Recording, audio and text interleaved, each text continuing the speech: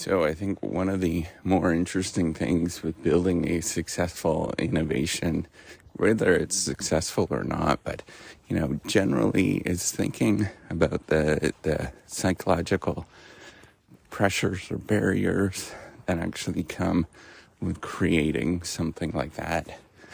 And initially, so I was thinking about this, right? So there's this basic model that we have. It's called the S curve. And it's basically thinking of how many people are, one way to look at it is how many people are actually using this thing or adopted this thing. So early on, very few people use in a new innovation. And then later on, sort of mid-part, there's a lot of people that are actually beginning to use it. And then towards the end, it sort of saturates the market, and that's all you're going to get. So it looks like an S when you actually plot this thing out. And the reason why I think it's pretty interesting is that, early on, the typical thing is to sort of think that you're not getting anywhere, right? And the adoption of the thing is like super slow. It's really like tedious. Nothing's moving. And it's just a sort of slow, steady grind. And so you're thinking in your head, you're thinking like all of the typical things like, man, this is not working. I'm a loser, like all of these kind of things. And it doesn't necessarily look like much is actually happening. You have all these doubts, and you're like, is it worth my effort to put any more time into this thing? Like a lot of things like that you would never sort of realize. And that's an important part of, the feelings that you get, the sort of psychological barriers that you actually get when you do something like that. So, that's the interesting part. And then, midway through when everybody is adopting it, sort of feels exciting, and there's, lots of commotion, and you feel like, vindicated. And then towards the end, you kind of have this sort of opposite pressures where a lot of people would experience that this is a lot of responsibility, lots of, authority that you actually have.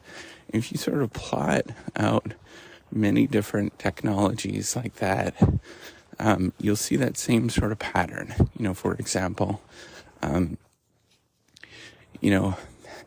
Facebook's maybe not a good example because the initial part went very quickly, but now towards the end, people are criticizing the sort of responsibility and everything that, all of the sort of challenges that Mark Zuckerberg is facing. There's lots of critical discussion right now about him. But early on, it was considered some sort of wonderful innovation, right? Like lots of people actually like this thing. And then, most things, what you're never going to know, and you're not going to see that sort of self-doubt period. It doesn't shoot up. And people just don't hear about that. But then you see this sort of critical, people are critical about what you did and all these kind of things. And it's interesting that, that this actually happens.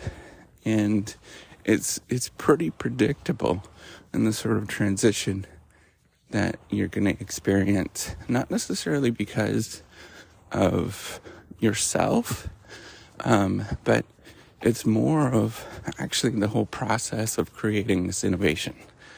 And what you'll see is the shifting nature of the pressures that you can experience, but there's generally, psychological pressures that you're going to experience all along the way that are pretty compatible with what's going on. So midway through, the pressures are going to be like, how do we put this thing together in time?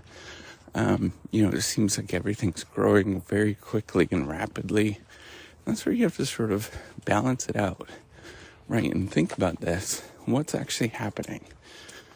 and sort of make the transition from being an entrepreneur to a manager.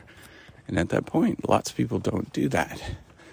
They might not necessarily think about that they actually want to become a manager in any sort of way, and then take the step out. So, what I'm pointing out and thinking about is, all of those sort of psychological feelings and the sort of, just the experiences that you go through are not very different between what other people experience.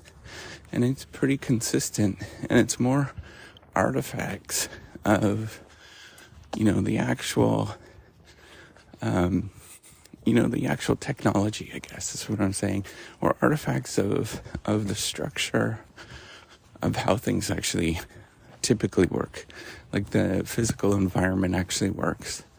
So if you're experiencing these things, just remember, just get up and get going and be less concerned about those kind of things, because it's pretty typical, the experiences that you're going through. For me personally, the interesting thing with the Reciprocity Project and documenting a lot of these things and just being open about it is the number of people that sort of, understand that that it resonates with them. And with me, I'm like, oh, this is my own personal experiences. This is me. And, the challenge is realizing, or I guess not the challenge, the opportunity is realizing that a lot of people feel the same way and they're going through the same sort of experiences. And it's been pretty interesting. So right now, with building the platform, where I'm at, it's like the sort of struggling part of trying to figure out, why aren't people using it and things like that. But, it is growing. There's more people that are adopting it, but it's a slow and steady process that is not easy to, I'm sort of in the beginning stages where I have all these psychological issues to deal with, and I haven't had to, just thinking it through and like how to actually do this, why is this not working? All of these kind of things. And I have to take a step back, me personally, and realize this is just part of the technology. This is just part of how innovation actually happens. All right. Take care and have a wonderful day.